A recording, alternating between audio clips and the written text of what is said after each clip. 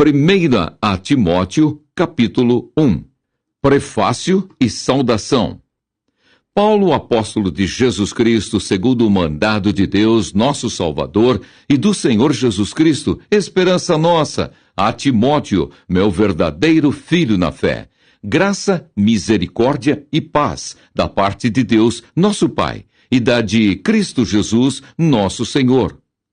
As falsas doutrinas e o evangelho da graça, o bom combate. Como te roguei, quando parti para a Macedônia, que ficasses em Éfeso, para advertires a alguns que não ensinem outra doutrina, nem se deem a fábulas ou a genealogias intermináveis, que mais produzem questões do que edificação de Deus, que consiste na fé. Assim o faço agora. Ora, o fim do mandamento é o amor de um coração puro e de uma boa consciência e de uma fé não fingida, do que desviando-se alguns se entregaram a vãs contendas, querendo ser doutores da lei e não entendendo nem o que dizem, nem o que afirmam. Sabemos, porém, que a lei é boa, se alguém dela usa legitimamente, sabendo isto, que a lei não é feita para o justo, mas para os injustos e obstinados, para os ímpios e pecadores, para os profanos e irreligiosos, para os parricidas e matricidas, para os homicidas, para os fornicadores, para os sodomitas, para os roubadores de homens, para os mentirosos, para os perjuros e para o que for contrário à sã doutrina, conforme o evangelho da glória do Deus bem-aventurado que me foi confiado. E dou graças ao que me tem confortado, a Cristo Jesus, Senhor nosso, porque me teve por fiel, pondo-me no ministério, a mim, que dantes fui blasfemo e perseguidor e opressor, mas alcancei misericórdia, porque o fiz ignorantemente, na incredulidade, e a graça de nosso Senhor superabundou com a fé e o amor que há em Jesus Cristo.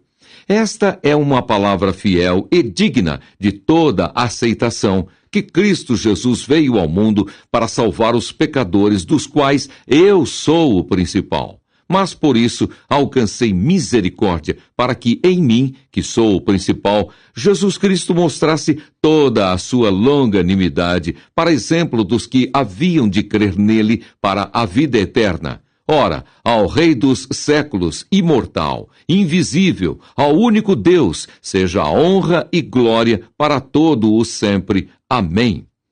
Este mandamento te dou, meu filho Timóteo, que, segundo as profecias que houve acerca de ti, milites por elas, boa milícia, conservando a fé e a boa consciência, rejeitando a qual alguns fizeram naufrágio na fé. E entre esses foram Himeneu e Alexandre, os quais entreguei a Satanás, para que aprendam a não blasfemar. Primeira a Timóteo, capítulo 2. Devemos fazer orações por todos os homens.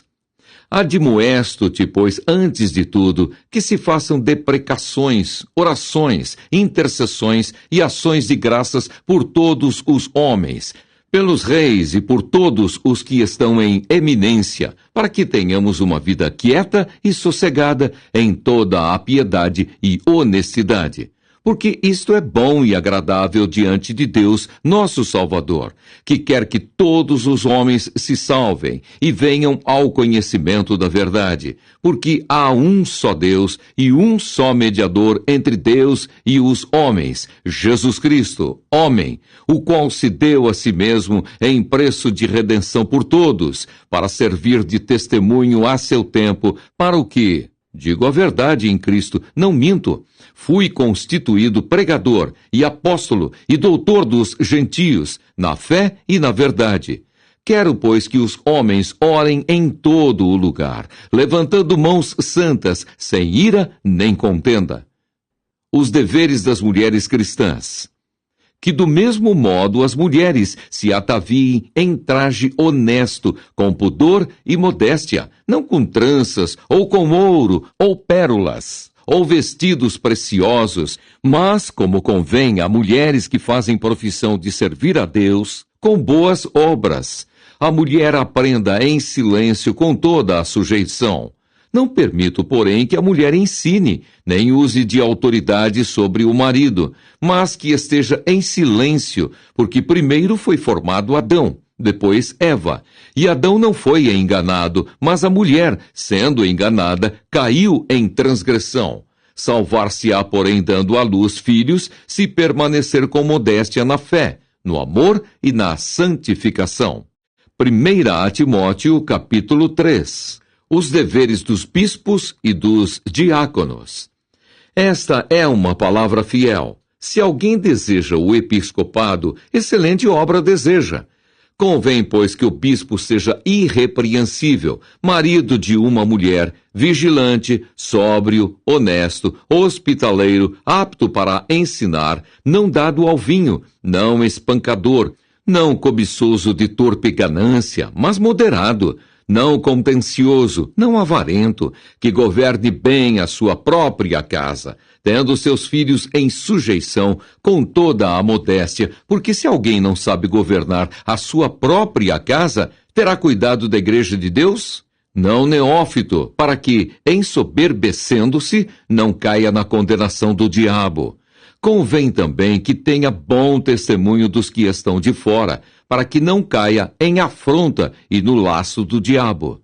Da mesma sorte, os diáconos sejam honestos, não de língua dobre, não dados a muito vinho, não cobiçosos de torpe ganância, guardando o mistério da fé em uma pura consciência. E também estes sejam primeiro provados, depois sirvam, se forem irrepreensíveis.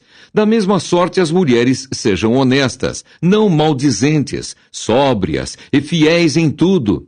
Os diáconos sejam maridos de uma mulher e governem bem seus filhos e suas próprias casas, porque os que servirem bem como diáconos adquirirão para si uma boa posição e muita confiança na fé que há em Cristo Jesus.